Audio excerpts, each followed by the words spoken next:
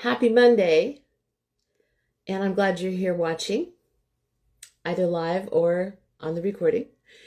Today I'm going to talk with Liz Lazarus about her new book, Dawn Before Darkness. Isn't that a stunning cover? I love it. I love the way they did the silhouette and then put the landscape inside. I think it's very striking, and I love the colors that they used. Isn't that great? And she sent me a copy. I've read the book. I loved it, and I am going to be so delighted to speak with her in just a couple of moments. While we're waiting for her to join us, I will tell you a little bit about her background. She's a new-to-me author. I was not familiar with her work until a member of her team reached out to me and said, hey, would you like to join us and read her new book? And when I read the synopsis, I was sold. She has an interesting background, and it's not necessarily one that would lead you to think, oh, this person is going to be an author of thrillers, of suspense. She has a bachelor's degree from the Georgia Institute of Technology in engineering, of all things. And then she went on to Northwestern's Kellogg Graduate School of Management, and she got an MBA. Then from there, she went into a career as an executive with General Electric. Now, this really fascinated me. General Electric's healthcare division? I didn't know they had a healthcare division, so we'll have to find out about that. And now she is with a consulting firm as a managing director and the head of operations for a healthcare startup, in addition to writing books. And she divides her time between Atlanta, Georgia, and Bozeman, Montana, which are two places that I've not been to, and I'd love to go. It's nice to see you. How are you? I'm well. How are you? Are you in Georgia this morning or somewhere else? Neither. I'm actually in Minneapolis. So I'm heading up to a board meeting later today. So I'm actually in Minneapolis right now. Oh, that's a beautiful city. It is, especially in the summer. Yes. So before we go any further, I want to thank you, first of all, for the book, which I think is the cover. I was saying before you got on, is just gorgeous.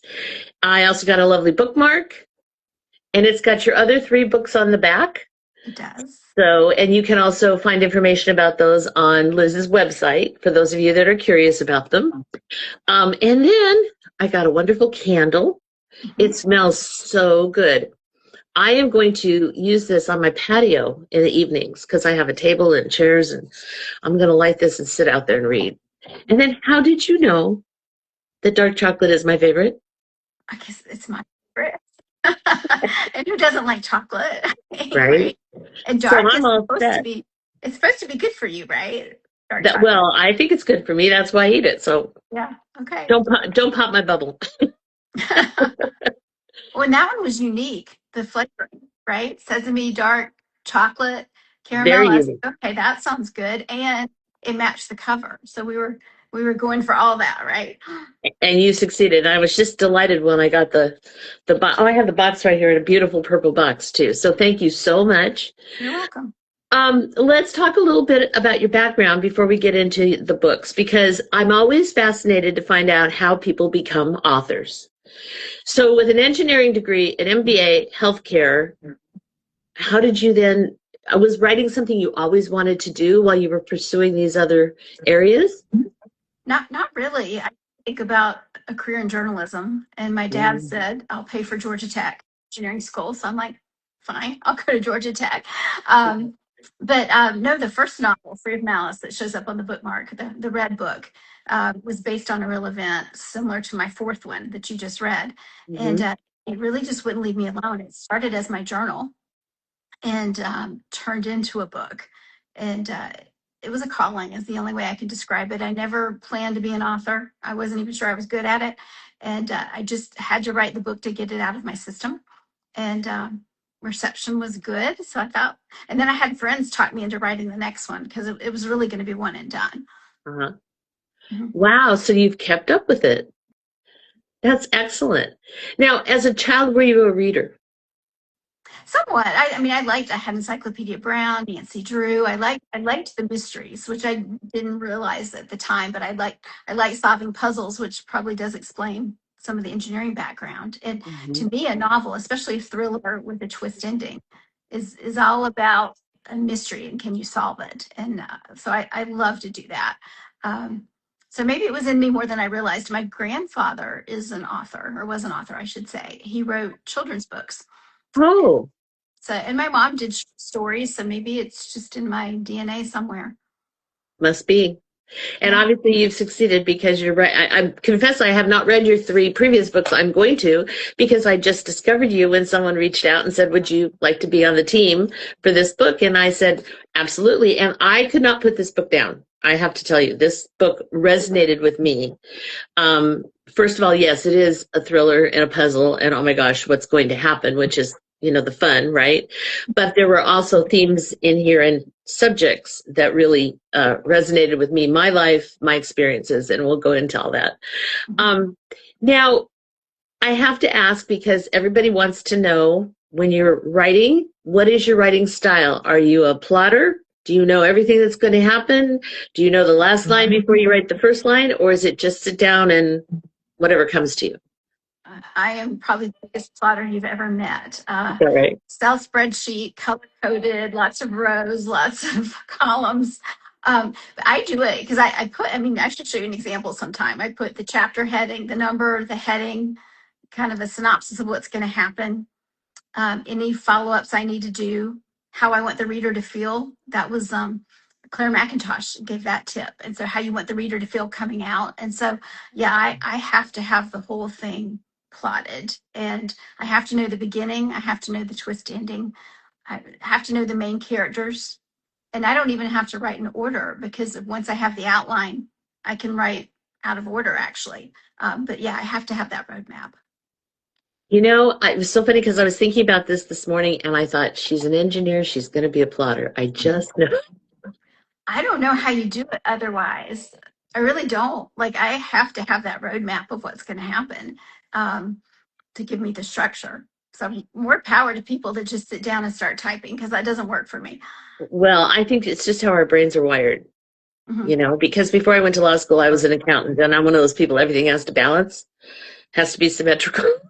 Because I think it goes back to those columns of numbers, So it's just, whatever works. And obviously your system is working beautifully. So if it's not broke, right? So let's talk about the book, because you have a fascinating main character, and she has a job that, I won't say I would want the job, because I think it would be difficult, but as an animal lover, I was immediately on her side, because she's a veterinary technician and she's working in a clinic. So was there something in your background that made you want to give her that profession? Well, there were a couple of things. I have a friend, Becky, who is a vet tech, and her name's Becky Smith, hence the Smith part of Don Smith's name. And she just told me so many stories that I thought were fascinating. So that was the first part. I just thought it was fascinating. And the second thing was, it makes Dawn sympathetic. The fact that she cares for animals, and I wanted her to be sympathetic. And then it does play into the ending, as you know, which I won't spoil. So all of those things wrapped up to make her a vet tech. And one of the opening scenes, besides the prologue, well, one of the early chapters, is her taking care of an animal when the owner is unkind. And Becky was telling me what a stress they have as vet techs, trying to take care of animals if the owner won't take care of the animal properly. And I just thought that's going to shine a light on that profession that I didn't know about. Well, and I won't say that I didn't know about it. I haven't heard personal experiences from people, but I suspected it, because let's be honest, vet care can be quite costly. And if you're struggling to pay the bills, I was in a situation where my dog had cancer, and I had to make some hard decisions about treatment. And, I had to take her to Sacramento, and it was quite costly. And how far are we going to go with this? And, there comes a point when it's out of pocket that if it's not working, you have to say, I can't do anymore.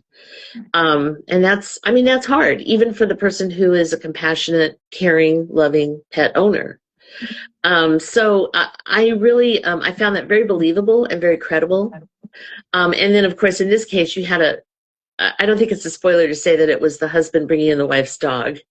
And so, sometimes it's not your fur baby. Right. And, if it's my child practically, So, yeah, and it's a very clever way to immediately get readers to identify with and to love Dawn, because right away now, and the other thing about Dawn is that she's caring for a mother who is elderly, and she does not have her father any longer. Correct. So that is a major component of the story. Now, you made a comment about what was going on in your life and how it was that you got the inspiration for this book. Tell us about that. Well, the book started as a stalker story, and my friend Dawn Hillier, hence the Dawn of Dawn Smith, had a stalker, and I had met her on my book tour and gotten to know her, and I thought it was fascinating. I'd never had a stalker, thank goodness, and I thought it was interesting, her story and how hard it was for her to get help. The restraining order didn't really work, and he seemed to know just enough about the law to never allow her to get help.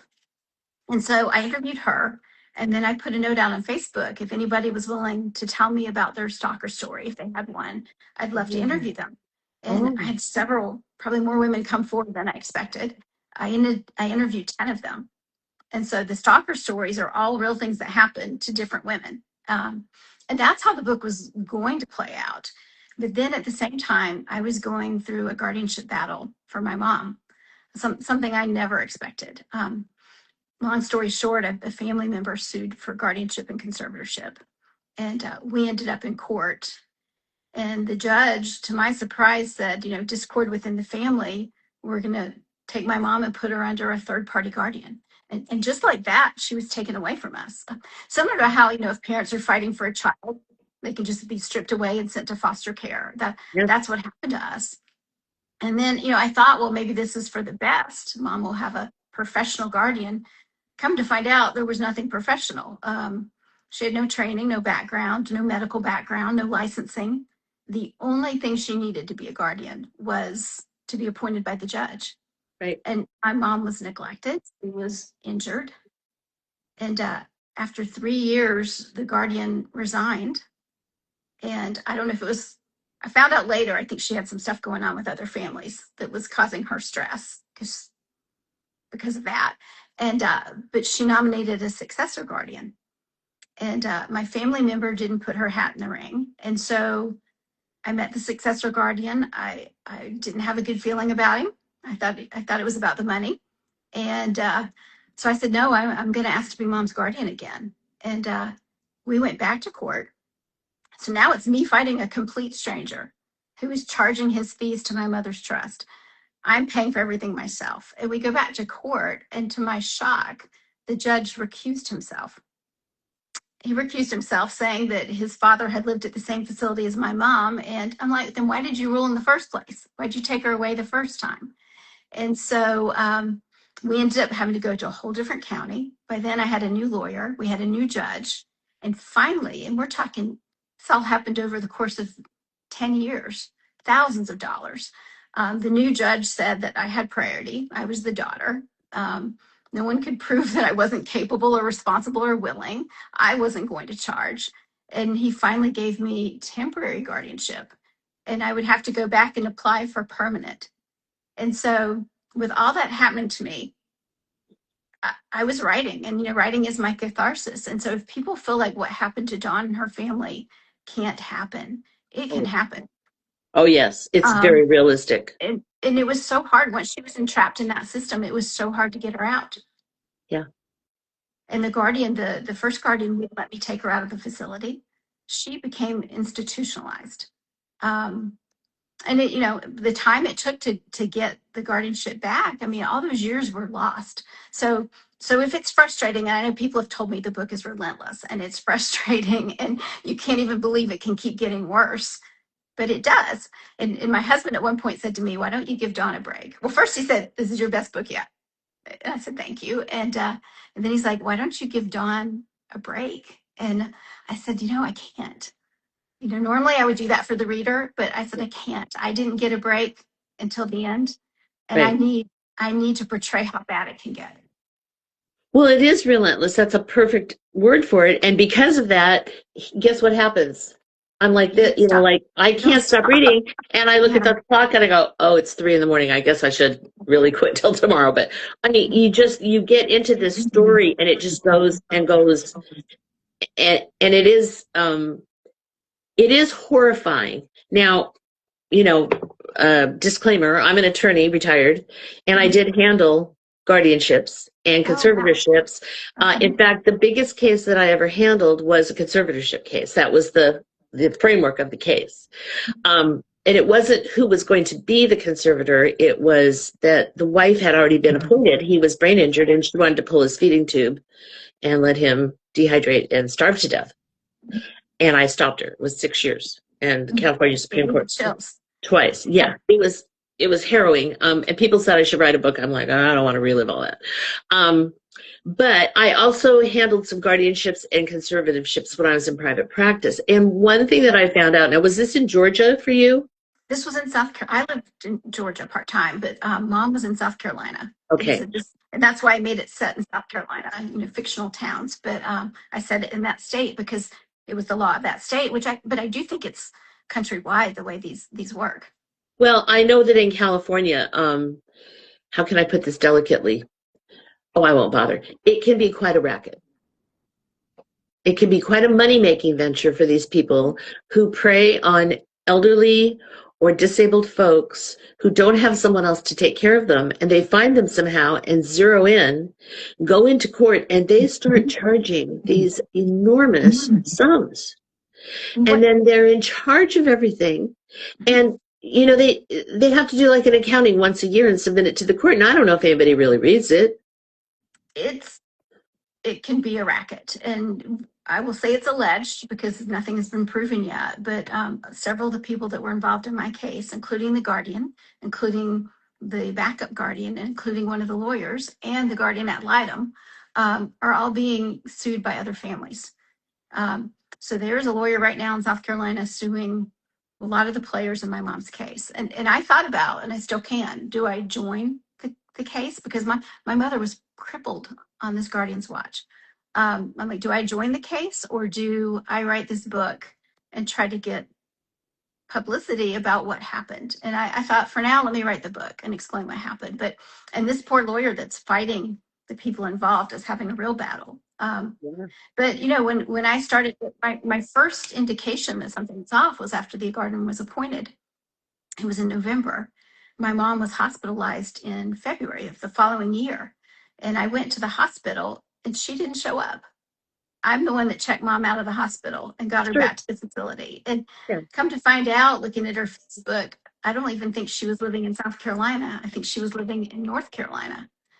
And then I went and looked at her LPC, her licensed professional counselor, had expired. And COVID had hit. So she was hiding behind COVID a little bit, but she didn't go visit my mom. I at least went and talked to Mom through the glass. And that's when I realized she's charging money. She's got a blank check, more or less, because she can charge my mom's trust for her time. And there's really no checks and balances. It is such a broken system. And terribly. I'm so thankful to talk to you as a lawyer, because I had one lawyer, she was a lawyer, read the book, and she was like, this would never happen. And I'm like, it did happen. And if you see the back of the book, Rick Black is one of the people who wrote an endorsement, and he has an organization called Center for Estate Administration Reform.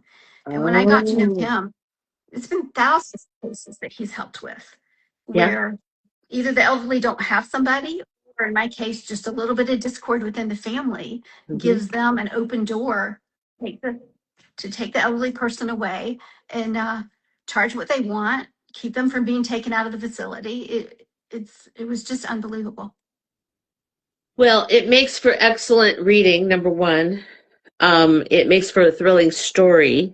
I'm sorry that happened, and that you had to live through that in order to write the story. Because it is also very entertaining, and there's definitely somebody in here to root for in, your character of Dawn, who's just adorable and lovable, and, who wouldn't cheer for her and her mom? They're so cute together. You created a beautiful relationship between these two. And then there's this stalker who shows up, and I think that's just as interesting. Certainly the conservatorship battle is fascinating, but the stalker angle, this is a cautionary tale for young women, because people can sidle up to you And they can find out a lot of information about you these days. I mean, we're all over the internet. How hard is it to find me? Just type my name if you've got my name, right? Or type Lodi. One guy told me one time he found me because he typed woman lawyer Lodi. And I went, what? And up I came. Yeah. So it's very easy to get information and to use information, and it can be very insidious. Now, I don't claim to be a mental health professional, but would you call this stalker a narcissist? I think so. And he had a couple motives. Well, I mean, one motive is you find out he wanted to go after Dawn, her mother, and her father had died within the last year, and the mother had inherited, an estate. And Right. so I think first off, he was an opportunist. When he ran into Dawn, he found a way to, hey, maybe this is a family I want to go after. Yeah. But I think, what made him kind of really go off the rails is she broke up with him. And it's Yeah. kind of like, nobody gets to break up with me. And when I interviewed these women, there was everything from a relationship gone bad. Like, one of them had a boyfriend and she wanted to end it and he wasn't taking that. Another one, the scene where he comes in the house and she hides. That was another woman that told me about just a delivery man that had taken a shining to her. And one day let himself in the house. And because the door wasn't locked, literally the police officer said, well, you didn't have a restraining order, and he let himself in, claiming to be concerned about you. He's like, he didn't really commit a crime because you didn't tell him he couldn't come in, you hid, and the door wasn't locked, so he didn't break in. And I was just floored. I'm like, how can the laws be so forgiving for the stalker and so hard for the women? And that's why all those stories showed up in the book, to show that frustrating on the guardianship and conservatorship, but equally frustrating to get a stalker stopped. Right. And the law does favor them because you have a very strong standard of proof that you have to meet to show that this person is threatening you, that you fear. And I understand the concept that everyone should have liberty and the ability to move about in the world, and your movement should not be constrained unnecessarily. But on the other hand, you have to get a judge who understands how subtle some of this can be. And in this case, when I was reading this, I thought, is this guy, I mean, he seemed perfect at first, which of course, that's why my narcissism trigger was going off, because as you said, they come off, they are just infatuated with you, and they're the glowing compliments, and they just can't get enough of you. And then, all of a sudden they just go cold and they ghost you, or you try to break up with them and they're not having it because their ego won't take it. They're like, certain people in this country that just can't accept that they lose. That's all I'm going to say. Anyway, and it's a whole psychopathy with these people, which then if you get caught up in, as Dawn does, you can't get out of it. It's like you're stuck with this person in your life, and they will sometimes go to very extreme means, as you have demonstrated. So then she has two fronts that she's trying to battle, and she's trying to stay sane in the midst of it. I mean, talk about giving this, give her a break. I see where your husband came up with that. I know, I really didn't. And I didn't have the stalker, so that part is all fiction, and his character is all fiction. But I wanted to show how much she had to struggle, and it does make hopefully the ending sweeter. Yeah, but there's nothing unrealistic about either storyline as far as I'm concerned. Both of them are fully plausible and could be real.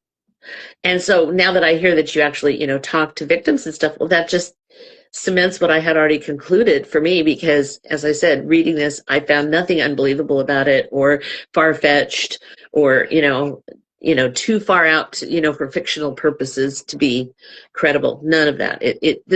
This could be a true story easily on both fronts.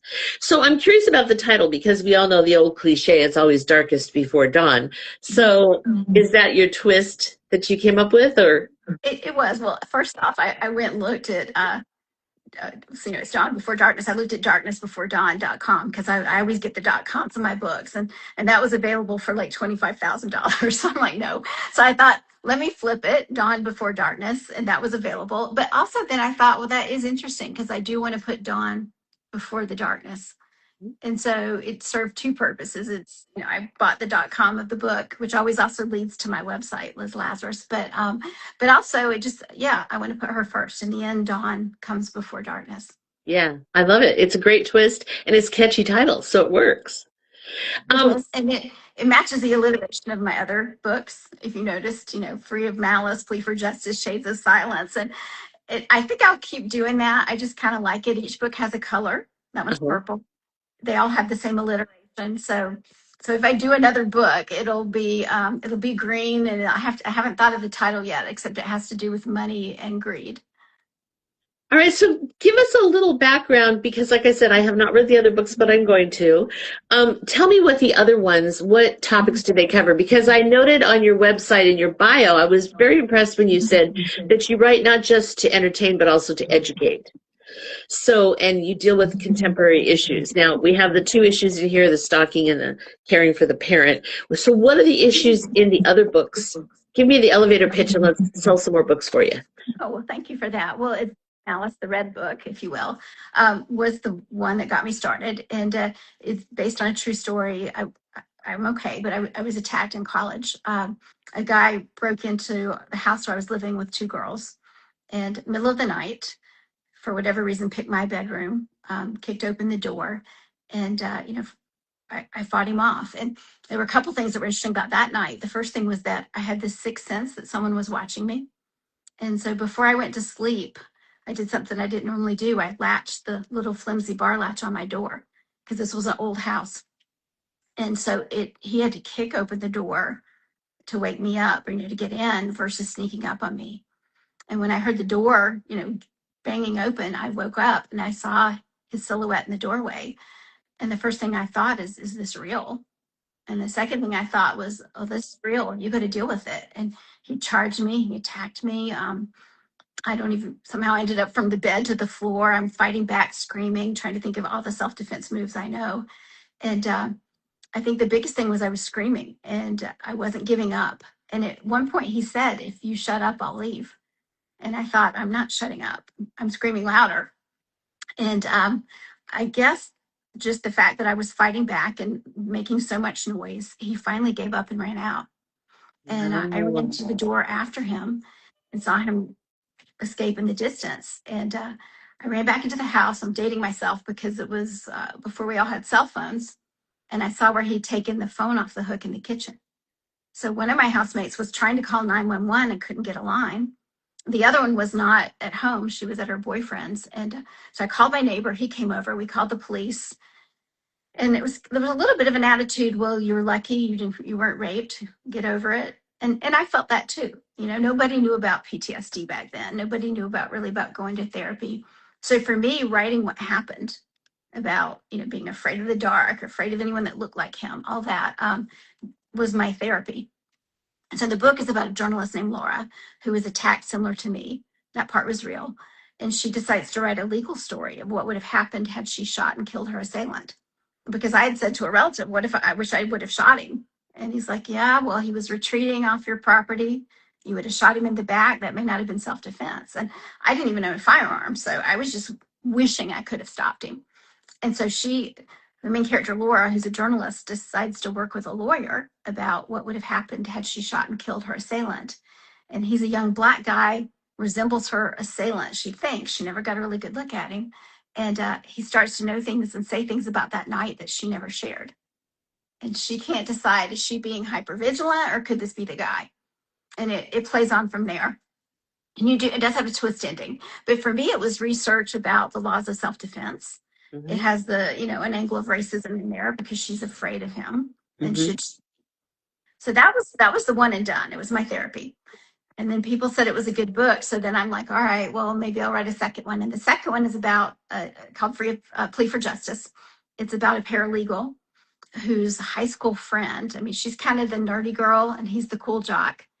And they're friends in high school after school, not during school because, they go in different circles. But after high school, he just drops her. No explanation. And 10 years later, he is arrested for allegedly killing a girl. And the media dubs him the Snapchat killer because he allegedly took photos and posted them of the girl before he killed her. And instead of going to trial, he takes a plea deal.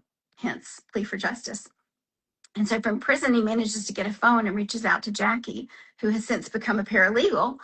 You'll love this one, the law, right? And tries to convince her to help him prove that he's innocent. And this one is told from Jackie's point of view as she investigates the case, and a character called Me, M-E, who is the killer, but you don't know if that's Aaron or not. Oh, I have to read that. It's he's because pretty bad guy. I used to hang out in prison, so yeah, I know the inmates have cell phones, and that's a whole thing. Yeah, he's a pretty bad guy. And then the third one, I thought it was right around when the Malaysian flight disappeared. Oh yeah, and I remember thinking the worse than leaving a loved one. This is Shades of Silence. Okay. Is not knowing if you've lost a loved one.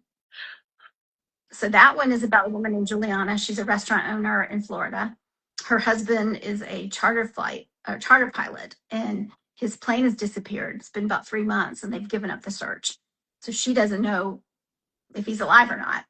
And a young girl comes into her restaurant after hours and says, he's not who you think he is. And before she can say anything else, bullet comes through the window and kills her. And this one is told from then Juliana's point of view as she's trying to figure out, who is this girl talking about? And, is my husband still alive? And the Detective Grant, who is actually my friend Jennifer, a real detective, as he investigates the murder. And I spent a ton of time with Jennifer because I have no idea how to investigate a murder. And she was so gracious with her time. And so you find out the truth in that one too. So all my books have twist endings. There is a social theme in Shades of Silence about sex trafficking. I went to a couple courses. I did some interviews. And so that is the social theme in that book. Okay. Why am I just learning about you? Well, there's so many authors, right? It's hard to get your name out there. So I appreciate this interview. And I'm all ears on how to do it better. But we did the book boxes this time. I had a publicist, have been doing some interviews, but it's hard to get your name out, even though it's a catchy name and it's actually my real name. But yeah, I just think it's a calling for me. So I just figure if I keep doing it and people keep reading and asking about it and writing good reviews, if that happens, eventually it'll take off.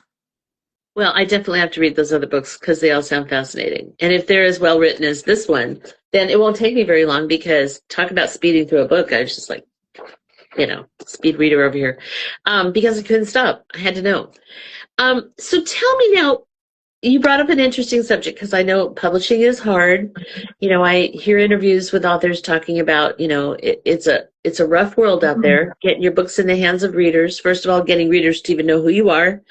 And your company now, is this a self-publishing, or I'm not familiar with the company that's publishing your books? Well, you wouldn't be. It's my company. I created my own publishing company. Okay, that's what I was going to ask you. So Mitchell Cove Publishing. Okay, so you're what we would call an indie author.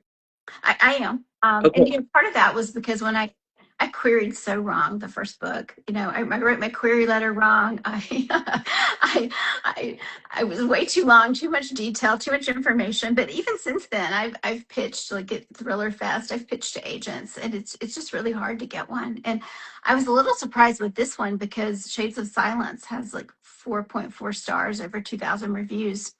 I would have thought, maybe an agent would want to pick up Dawn Before Darkness, but I'm also kind of happy because I can control the title, the editing, the cover, the publish date, and unless you're really, really big, my friends who are traditionally published don't necessarily get the PR support either. So on one hand, I can control my destiny with my own publishing company, and I've even had now people ask me if I would do their books, which I might. Wow, my that best advice great. Really for a new author is get a mentor. I didn't have one. And, learn the ropes, because the one thing about publishing is it doesn't match the business norms I'm used to. You being a lawyer, me being in industry, it doesn't necessarily match the business norms you're used to. And so someone to help you navigate that is very important. So where's the best place for folks to buy these books? Well, if you go to my website, lizlazarus.com, I've got all links to the audiobook, the ebook, and the paperback. They're on Amazon, Barnes & Noble, kind of all the usual places. I don't actually sell them on the website. Okay. And we have a good giveaway right now for the ebook for 100 copies. So odds are good for that one. Okay, good. All right, so they are readily available then, and folks can find them. That's good. They are. Because I just had a discussion the other day with an author who was saying that, she's published by an Amazon imprint and she can't get her books into any other stores. So, I was shocked to hear that. Thomas and Mercer I didn't know was an Amazon imprint, but they're a big one, and I read a lot of authors that are with that particular publisher. And she said, yep, because they're owned by Amazon, Barnes & Noble won't carry your books. So it's quite Barnes an uphill battle. The ebook, but not the paperback. And it just really, because I haven't found that to be efficient. People don't tend to go to Barnes & Noble anymore. They tend just to buy online. So that I've kind of followed that path. Right. And I confess I'm guilty of it too, because it's just so easy. The big giant has made it so simple to just have stuff show up at your house. They have. So you have to play. We've all fallen prey to it, right? Yeah, we have. So you're writing and maintaining a full-time career. Well, it's not time. Right now, the startup, the healthcare startup, this is my second one. We just got FDA approval, which is regulatory approval. And so I've had a little bit of a hiatus because the design engineering team is doing more of the heavy lifting right now. And then the commercialization is more where I jump in. So I had a nice hiatus to work on this book. Okay, I see. And, I would think this is an interesting time to be in healthcare with everything that's going on in this country and some of the challenges. Well, the product we have takes a C-arm, like just an X-ray 3-dimensional C, and they call them a C-arm because the X-ray tube shoots through to the receptor, and we spin it and make a 3D image like a CT scanner. So I liked working with this company. It was founded by 2 doctors, and it's a novel idea. It's a poor man's CT scanner. Oh, wow. So is that going to make it more readily available to folks? Yes, less expensive and much more readily available to like the ortho doctors and the pulmonologists and the people that don't always get access to a CT scanner. Oh, that's excellent. Yeah. So I hope that succeeds then. It helps me. I'll say, like, I'm going to a board meeting today. It helps me not just have all of them go in the book. Because, when you get a 1-star review, you're like, whoa. Then you remember, okay, that's not your whole life, right? If you and I don't have that many 1-stars, but getting a bad review or, not necessarily making a ton of money on the books, it's okay. I call it my expensive hobby right now. Okay. So on that note, are you working on something else now? A new book? I'm kind of thinking about it. People have said, keep going. It's, and we have like 170 reviews on Goodreads. That's good. But we only have like 30 on Amazon. And so that it's disheartening to see so few reviews. You're like, geez, I put all this effort in. But that's not why I should do it. I shouldn't do it for the reviews. I should do it because I love writing the puzzles. And I do have one in mind. And you can help me with the title. It's got to do with greed and money, and I'm trying to think of something in the same alliteration as my other books. And I've got a rough idea of the outline and the characters, and that's usually how it starts. Okay, but you haven't started actually writing yet. I haven't. I've just thought of the high end plot of it, and it would have my social cause would have to do with homelessness, which is something dear to me as well. It's where I volunteer my time. So. Oh, you do? Well, that would certainly be a timely subject. And when you volunteer, what do you do? So, 2 things. One is in Atlanta, there's a group called Second Helpings, where we take food from the grocery store that they were going to throw away because it's going to expire that day, and take it to the shelters. And so that's really just making the food transported. My husband's company actually has a foundation where they donate money a lot, more than what I do in my little food run, to different food shelters in 13 different states. Wow. That's great. Because I'm imagining that it's probably as big a problem there as it is here in California. It's sadly all over, right? With the economy, gas prices, and groceries, it's good that we're able to help that way. Well, when I go to Hawaii, it's a problem there too. The only thing I have to say about that is at least it's warmer. You don't have to worry about, if you're down by the beach and that's where you're living in your tent, at least you don't have to worry about the snow hitting you. If you're in Minnesota or somewhere being homeless, you have other considerations. Right. You can hop in the ocean and go for a swim. I mean, that's the only good news about that. But, it's really sad. You're driving along and, here you are with all the other tourists and feeling, very blessed to be there. And here are these other folks who are not doing so well. So it's a good reminder to be thankful for one thing. It sure is. I've got a friend who runs a shelter, and he told me that there are a couple folks that kind of his regulars that they would probably be willing to talk to me. And as you guessed, most of my writing has to do with interviewing people. Yeah. So that might be the start of the next one, is just to understand, how did you end up this way? What in your life brought you to this point, and why are you staying this way? Because I don't understand at all. Well, there are some very heartbreaking stories that I've heard. So, yeah, that could be a very fascinating book and certainly something I want to read. So you know who to reach out to. I'm always looking for beta readers. I think I just got one. So, because I'm always looking for people that, especially that will give me really harsh feedback before it goes out into the world, because I want to know before it goes out what people think. Well, my professional alter ego was Darth Vader, so I retired him, but I could bring him back. Okay. So the other thing that people always want to know when authors are being interviewed or chatting, what are you reading? Are you a big reader now in your free time? And if so, have you read a couple of books recently that you would recommend? Well, I just did an audiobook, and in fact, my drive is where I'm going to keep going with it. Is Mary Kubica? I hope I'm saying her name right. Because her latest book, because the narrator is Jennifer Jill Araya, and Jennifer Jill did my first two books, and I love her voice. So it's not her, I believe, is what it is. Yes. So that's my latest, and I tend to read mostly thrillers. Either I'm reading business or self-help, Yeah. or thrillers. And when I say read, I do a lot of audio, because when I'm traveling, it's easier to do the audio. Yeah.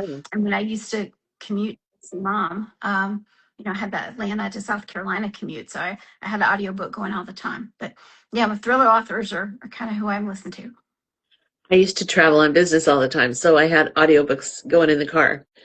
Because like when I had to go off to prison, it was a 2.5 hour drive. I could get a lot of reading done on the road. Not so much anymore since I'm retired, because I can actually read faster than I can listen. So they kind of aggravate me. But if I'm in the car, it's a great way to get a few pages in. So yeah, I totally relate to that. Keep it on 1.25, so it goes faster. And Jill Smith, no relation to the Smith of the book. She did my third book, and she's done Dawn Before Darkness, and she's great. So the audiobook, I always make sure that the audiobook narrators are voices you can listen to for a long period of time, and they enunciate the words right, and have good variety in their voice. And she did an excellent job. Oh, good. All right. So you're off to a board meeting. We should give away an audiobook. I'll give away an audiobook to any fan who's listening that you pick. How about that? Okay, well, let's do this, because we have a lot of people that watch these later on. They're like working during the day or something. Okay. So let's say, leave a comment and tell us in the comment which of your 4 books sounds the most intriguing to them. Okay. And then we'll just do a random selection. How's that? That's good. And I've got some Audible codes that I can give away. So you let me know who you pick. So it's random. Okay. There you go. And then they can pick which book they want to start with. True. Yeah. Okay, that sounds great. Well, that's very generous of you. Thank you. And it was also very generous to be sending out these lovely boxes. I mean, you really didn't need to get me all this stuff to coax me to read your book, but I'm very thankful for it, and I definitely will put it to good use. All right. Well, it's been great talking with you, Liz. I'm going to let you get going because I know you have a busy day. This is just fascinating. I love hearing about where you got your ideas. And is your mom still with you? No, sadly, and thanks for asking. I got the guardianship in 24, and I had it for 6 months, and she passed in February of 25. Oh, sorry. But when we went back to close things out, well, first of all, we go back to court, and it was a feeding frenzy on who was getting paid for what, except for me. I never took a dime. And I said to the judge, you know, you gave me the best gift of all. You gave me the chance to oversee her care in the last 6 months. And I did. I met with the facility. I brought in hospice. I brought in extra care. And so that was a real gift that he gave me, letting me have that oversight. And I think truly there were 2 reasons she let go finally. She was 98. Oh my gosh. Yeah, yeah. So, you know, because it was That's a 10-year great. battle. It started at 88 and it ended. Oh, wow. But she let go because at one point I didn't really tell her what all was going on. I didn't want her to be worried, Yeah. you know, with all the legal stuff. But I did tell her at one point, I said, hey, Mom, guess what? I get to decide your care now. We get to decide it together. And then she also met at the time my fiance, who's now my husband. And he told her, I didn't know this, but he told her that he would take care of me. And I think that just gave her some real peace that I was going to be okay. She was going to be okay. And, you know, 98, a good life. And she was, you know, she had dementia, but she was coherent. Like she knew me. She always knew him. She knew where she was. She was lively till the end. Well, I'm sorry that she's gone, but like you say, 98, that's a good long life. Mm-hmm. She didn't have an advance directive when all this began, did she? Well, she did have she had a DNR, so do not resuscitate, which I was okay with, and she had a single 1-page general power of attorney. Okay. But what had happened is the family had her sign a healthcare financial power of attorney and a trust without my knowledge, and that's what got this whole rolling. Was I didn't know all that had been done, and it wasn't her wishes. Her wishes were that everything would be equal in the family, and so that's what started, and that's where these people prey upon. They prey upon any strife in the family, Yes. To take over. They do. So this is where I'm going to make a plug to anybody watching this. Get your affairs in order. Get 100%. yourself a durable power for health care. Some people call them, you know, different things in different states. In California, you need durable powers for health care. Some people call them living wills, whatever. It's best if you have an attorney or at least a paralegal help you out. And do it correctly. If nothing else, type it up yourself and designate who it is in your life that if you are unable to care for yourself and make your own decisions about your future, about your medical care, all of those things that are so critical, that you designate first choice this person, second choice this person, you know, whatever. Because at least in California, that document holds so much power. And it's very, very difficult for someone to come in. They have to make a very strong showing that the person that has been designated by the individual in question is not suitable or is unfit. And then the other question is, what powers are you going to give them? You know, that was what my case was about, was how far does this power go when someone is trying to bring about the end of someone's life? And that's what our struggle was, because I had the wife on one side who said, I'm going to pull the plug and that's it. He wouldn't want to live this way. She insisted that he had made statements to that effect, but nobody heard them. They were not corroborated. He had no documentation whatsoever. And you had my clients who were his mother and sister saying, that's not true. We don't believe he said that. We don't believe he wouldn't want to live this way. And by the way, his physical condition is not such that that's even appropriate. He was not in a persistent vegetative state or terminally ill. So off to the races we went for 6 years. Gave me chills. And I'm so pleased at that, because part of why I wrote the book is for people to get your power of attorney in healthcare and financial. Yes, absolutely. And who do you want to be your representative to handle your affairs? And Yes. I would say get a lawyer. You know, sometimes spend some money on a lawyer so it can't be challenged, and do it when your competence can't be challenged. Part of what happened in my mom's case is her competence got challenged because she had mild dementia. And if you have family members, get them all together and tell them your wishes.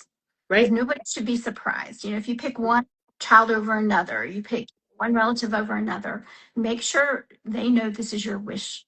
And you're doing them a grace and a service by creating peace in the family. I did a book talk, and it was like 300 women. And I can't tell you how many women came up to me afterward and told me about some strife in their family because there was difference of opinions. And the way to settle that as the parent is to make your wishes known and make everybody know it and do it legally whenever when everybody's aware.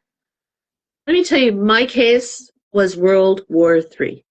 Nothing short of that. There was strife in the family. The wife went out to the hospital here in Lodi and met with the ethics committee and never bothered to tell them there were other family members who should be consulted. And the ethics committee did not have the proper information. And they made a determination that she could remove his feeding tube and transfer him to another facility where he would be, you know, he would die over a period of days without nutrition and hydration. Mm-hmm. My clients went out there to visit and found out about it and got hysterical. And they called something like 25 lawyers in Stockton before they finally somehow made their way to our firm. And I didn't know what was going on. I was just minding my own business. And I was with a small firm in Stockton at the time. And I saw this hubbub, and one of our partners' secretaries pounding, you know, frantically on her computer and Xeroxing and just all this hubbub. And I had, well, whatever, you know, because he did a lot of family law. So I thought it must be a restraining order, custody. I don't know. Went back in my office, minding my own business. That night he calls me into his office and he goes, "Okay, kid, here's your new case." And I went, "Huh?" He had this banker's box of documents. And then on top of it was this is how old we are, a VCR tape, right? "That's your new case." I go, what? "Well, I just went to court and I got a restraining order. And, you know, the judge had said, we're not pulling any tubes here. We'll all come back and we'll discuss this, right? You're not transferred, nothing, status quo." Because I'm sure the judge was like, "How did I get this hot potato," right? Mm-hmm. That judge was quite the character to begin with. And anyway, I brought the tape home and I stuck it in the VCR after dinner. And the kids were young at the time. They were doing their homework. And I looked at my husband and I said, "Well, let's see what my new case is about." And it was a therapy session with this man, with a physical therapist who he was responding to commands. I mean, he was operating a wheelchair with a joystick around the hospital parking lot. And I said, "She wants to off this guy? What?" And off we went. That, you know, that was it. And it was 2 trips to the Supreme, because first of all, I had to convince the judge he has to have his own lawyer. Like, it's a 14th Amendment right to life case, right? So I'm representing the mother and sister. Then you got somebody else representing the wife. Well, who's representing him? Well, the judge wouldn't appoint a lawyer. So I had to go to the Supreme Court to get him a lawyer. And then when I got him a lawyer, guess what? She went on the wife's side. So it's like, well, no good deed goes unpunished. I got 2 against 1 now the rest of the way, right? Well, and that's what guardian ad litem for my mother was supposed to do. And he, in the first trial, you know, he basically pointed out that these documents were not done properly, you know, behind my back. And yet at the end recommended a third party. Had no reason to eliminate me and still recommended a third party. That's just egregious.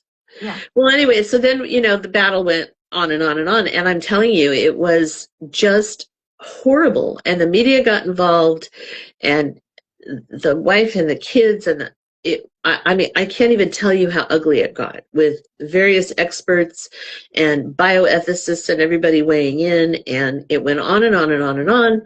And I saw the judge not too long ago around town. You know, he's retired now, the local judge, and he's like, "Oh my God, I couldn't do it again." I said, "Tell me about it." I mean, everybody involved came out with some kind of damage. Everybody. How did it turn out? Well, I actually won the case in front of the Supreme Court. And what I had to set the evidentiary standard in California for end-of-life decision-making if there is no established document. So because there was no document and it was just what she said, we ended up with the benefits versus burdens analysis. And there was no competent evidence that, you know, his therapy and that it wasn't effective, and that it wasn't, you know, he was responding to commands, and he had some consciousness. So it wasn't just a straight up case of, "Oh yeah, you can yank the tube out because like a flat EEG or persistent vegetative state or something." No. So we had to first establish that has to be decided by clear and convincing evidence. Can you imagine we had to go through that whole battle, which would seem obvious to me because it's a 14th Amendment constitutional right, and all fundamental rights are clear and convincing evidence, right? But no, we had to do that battle. And I had to get him an attorney, so then that was a whole mess. And ultimately what happened is it went all the way to the California Supreme Court, and they set a precedent, and they said, these are the factors that we will look at when we don't have a document in place, nominating somebody to serve to make these decisions. And if he'd had all that in place, there would have been no way that my clients could have gotten involved. They would have just let the wife make the decisions, assuming that it was medically appropriate. And you had some people saying that it was medically appropriate. So, that would have been a whole different configuration. And ultimately, he died of pneumonia while we were waiting for the Supreme Court to make the decision, because the only power that had been taken away from her as conservator was the power to pull the feeding tube. She had the power to say, when he got pneumonia, don't treat it. And I was trying to get an order to stop that from happening and to get antibiotics, because my client was frantic when she went out there and found he was so ill. I was standing in the court clerk's office filing an emergency petition with the California Supreme Court when I got a call that he had died. It's those kind of things when you don't have time, right? You can't wait for the court. So he was only in his 40s, and it was a brain injury from a car accident. So there is a precedent, and we kind of lost the battle, but we won the war, so to speak, because now in California there is a standard for decision making. And again, the moral of the story is put it in writing, because even if you're not very old, things happen. This gentleman flipped off the on-ramp out here on I-5 west of town, and he had what they call an anoxic brain injury because he was without oxygen. So, he was paralyzed on one side, left pupil blown, all that kind of thing. So he was severely disabled, but he was conscious and he was able to respond to commands. And I think to say that there was no quality of life there, that's just wasn't true. But she thought it wasn't what he would want. It wasn't enough, but we didn't know that. And she may have been right, but the problem was, how do you know? Because nobody put it in writing. If I'm in this state, do this. Which is why I have a bill, which is bizarre. I have a healthcare and financial power of attorney.